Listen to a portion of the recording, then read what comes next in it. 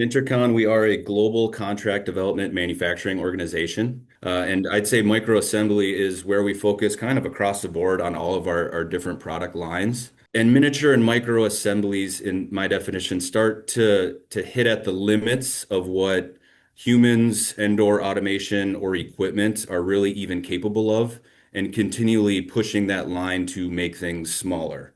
It really requires insight and expertise into how to develop tooling and processes to handle that type of wire or those size of components.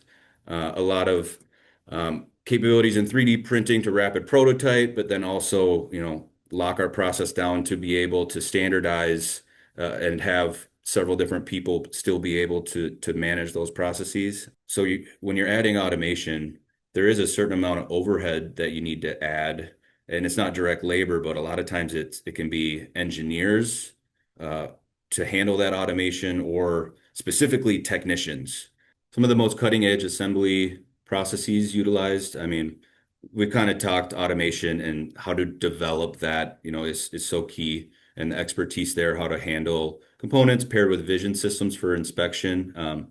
I'd pair that with, we actually have started, so we talk additive manufacturing or 3D printing with polymers.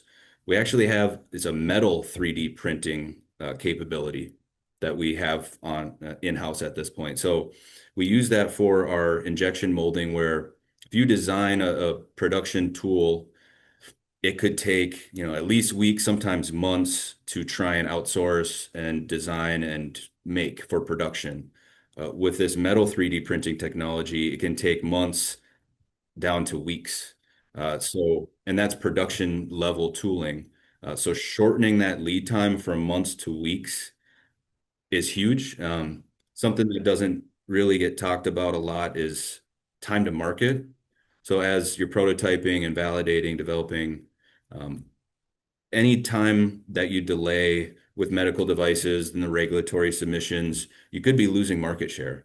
One thing that I think is really undervalued looking at manufacturing, medical device manufacturing, is the final kit packaging and labeling.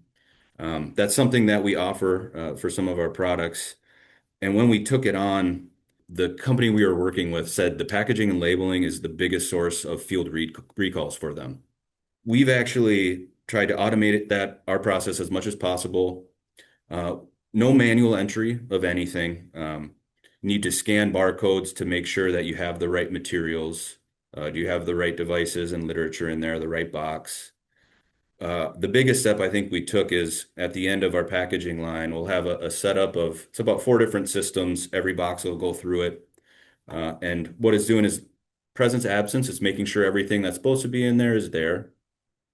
It's reading the serial number and putting it into our ERP system so that we know the serial number and we're tracking it.